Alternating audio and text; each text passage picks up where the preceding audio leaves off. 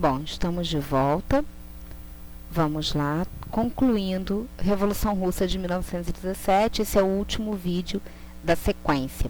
E aqui a gente fala do stalinismo, né? Stalinismo, que vai de 1924, com a morte de Lenin, e vai até 1953, bem depois do fim da Segunda Grande Guerra.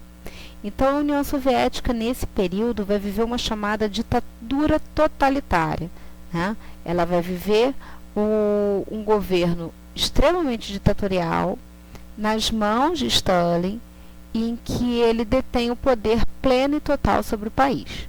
Tá? Ele vai eliminar a oposição. Gente, é eliminar no sentido de matar. Quem ele não mandou matar, ele mandou para o exílio nas chamadas gulags, que eram as prisões na Sibéria. Eu acho que vocês não devem lembrar, não. Mas tinha um comercial da Sky, durante um tempo, que falava que quem não tinha Sky estava na Sibéria. E aí aparecia um coronel de sotaque russo, né? Então era uma alusão à questão das gulags, né? Que eram esses campos de concentração. Campos de concentração? Sim, campos de concentração que existiam na Sibéria. E o mais interessante é que ele mandava os caras para esses campos a pé. A pé. O cara ganhava assim uma pá e uma bolsinha com o mínimo necessário para a sobrevivência. E eles iam um atrás do outro a pé. Sabe? Era algo assim muito, muito, muito complicado, né? Ele vai fazer a questão dos expurgos, né? Vai expulsar as pessoas, vai isolar as pessoas, vai prender, vai torturar. Gente, Stalin não foi um santo. Todo governo ditatorial prevê a força para se manter no poder. O aparelho de dominação é pela força, né? Isso a gente vai ver mais à frente quando a gente falar também de ditaduras na América Latina. A gente vai ver que isso é uma recorrente no pensamento ditatorial, tá, gente? Isso é sério. Bom, aqui vocês têm a figura do Trotsky morto. Morto. Ele foi assassinado a mando de Stalin no México em 1940. Aqui eu quero que vocês pensem uma coisa. Trotsky foi morto, a gente sabe que foi por Stalin, né? Stalin em momento nenhum assume isso. Na história russa você não vai ver isso como um assassinato, vão dizer que foi um atentado, e em momento nenhum vão dizer que foi Stalin.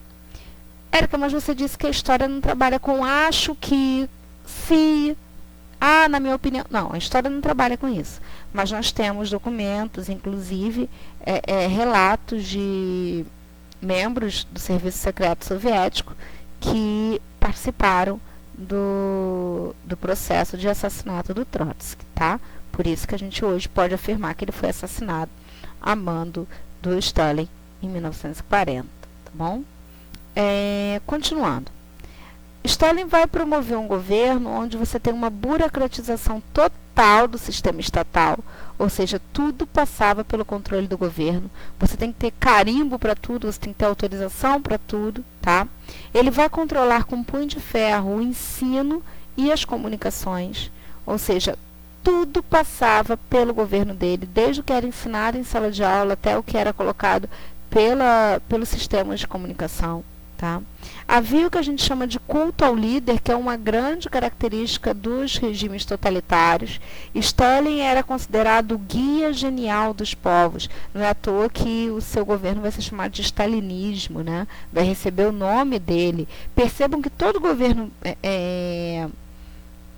totalitário acaba tendo o nome do seu governante como título desse governo, né? Varguismo, né? Percebem? Tem essa coisa de manter o nome, né? Isso é bem comum, não digo todo, mas a maioria. Havia ampla propaganda governamental, que também é uma característica do regime totalitário, né? Endeusar os atos daquele governo, né? E houve a russificação de outras nacionalidades. Lembram que eu falei que vários países se agregaram à Rússia para formar a União Soviética? Pois é, todo mundo passou a ser chamado de russo. Ou de soviético. Então você deixa de lado outras nacionalidades que existiam àquele redor, né? E eles passam a russificar essas nacionalidades. Isso não é legal, porque você tira a característica das individualidades culturais, né? Aqui vocês têm uma imagem de Stalin como o protetor dos povos. Olha que interessante, né? Stalin aparece aqui diante do mundo com pessoas de várias etnias, inclusive indígenas, tá? E ele como líder, aquele que aponta o caminho. Isso aqui é bem legal, tá? Mostrar que ele seria aquele que aponta o caminho. Curiosamente, eu não vejo nenhum representante negro nesse grupo. Vocês veem? Não. Eu vejo brancos e indígenas. Não vejo nenhum negro. Interessante isso. Pensem sobre isso, tá? É uma coisa que vocês podem analisar futuramente. Como vai funcionar a questão do poder de Stalin, né? Essa questão do poder totalitário dele. Ele vai controlar até a arte, vai criar o que a gente chama de realismo socialista, que é visto como uma escola de arte, por incrível que pareça. A arte socialista, ela tinha funções didáticas, né? Ela tinha a ideia de mostrar o que era o socialismo, mas incentivando a submissão, ou seja, mostrando que você tem que obedecer.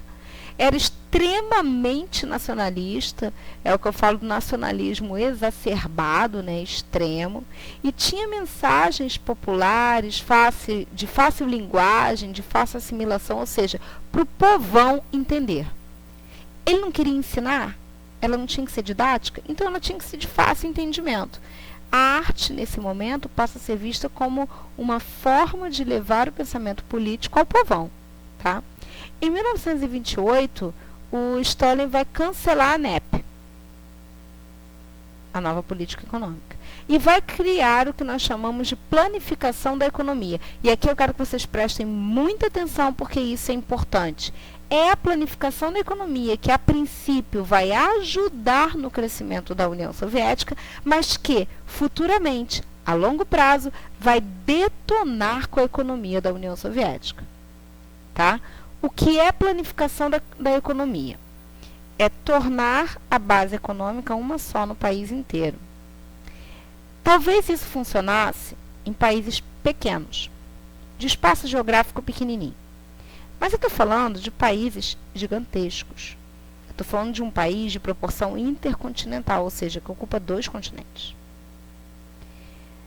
Um dos exemplos do que funciona, do que acontece na planificação da economia, é a equiparação de preços.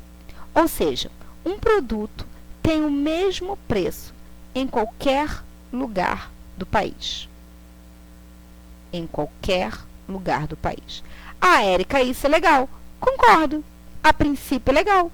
Porque em qualquer lugar do país você vai ter mais ou menos o mesmo custo de vida. Muito bem. Parabéns. Só que a longo prazo não funciona. Por quê? Vamos trazer para um exemplo brasileiro? Tá. Parem para pensar no Brasil. É um país de proporções continentais, não é? Grande pra caramba. Aqui no Rio de Janeiro, nós temos uma produção interessante na região serrana de produtos de hortifruti, né? Principalmente questão de folhagens, né? Verduras. Para trazer aqui para o Rio, não sai tão caro, né? Trazer aqui para a região metropolitana.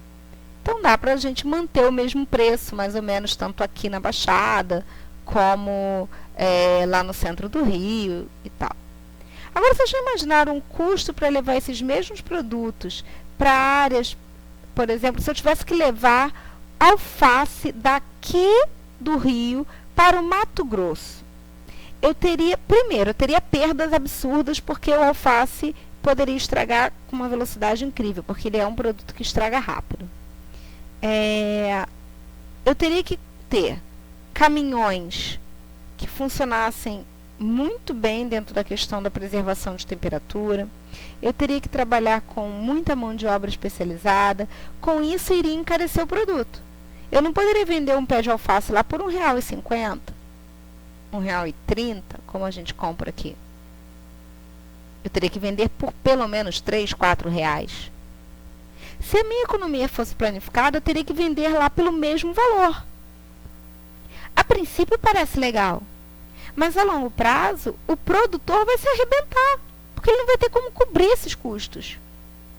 Entenderam por que eu falo que a planificação da economia a princípio parece muito boa, mas que depois a gente vê que não funciona? É por causa dessas questões, tá? Até aí, tudo bem? Tá. Coletivização, essa palavra acaba comigo, ela me derruba, me dá rasteira. Coletivização agrícola, né? Ou seja, tudo que se produz passa a pertencer a todo mundo. Como isso funcionava? Se antes eu tinha o livre comércio dos produtos agrícolas, agora não. Agora tudo vai passar pelo controle do governo antes de ser colocado à venda. Certo? Então eu não tenho mais um controle individual sobre o que é produzido. E a questão da indústria passa a ser a base da economia. Stalin queria transformar a Rússia num país efetivamente industrializado, tá, gente? E ele vai colocar a indústria como prioridade. Fechando aí, gente, ali, planos quinquenais saiu com trema, não leva trema não, tá? Eu prometo para vocês que eu vou apagar isso. Planos quinquenais, vai começar em 1928, seria um plano de metas que mudaria a cada 5 anos, em que ele trabalharia com as indústrias de base, combustível e matéria-prima, tá? Ele cria metas para os próximos 5, depois para mais 5, e vai cumprindo essas metas. Até aí a ideia é boa, mas não funcionou tanto como deveria. E o chamado socialismo real, que é importante vocês anotarem aí, que é o modelo socialismo implantado pelo stalinismo, tá? Ele é baseado, então, na planificação da economia, na burocratização do Estado, na ultracentralização de ideias, de poderes, né? E vai ser adotado mundialmente, né? Ele queria que o socialismo real fosse adotado mundialmente. Muitos países socialistas adotaram essas ideias, tá, gente? Muitos. Bom, nós chegamos ao fim de Revolução Russa. Espero que vocês tenham gostado. E na próxima aula nós vamos falar da crise de 29 e do New Deal, né? Do processo de New Deal. Até mais, beijocas e um saco de pipoca.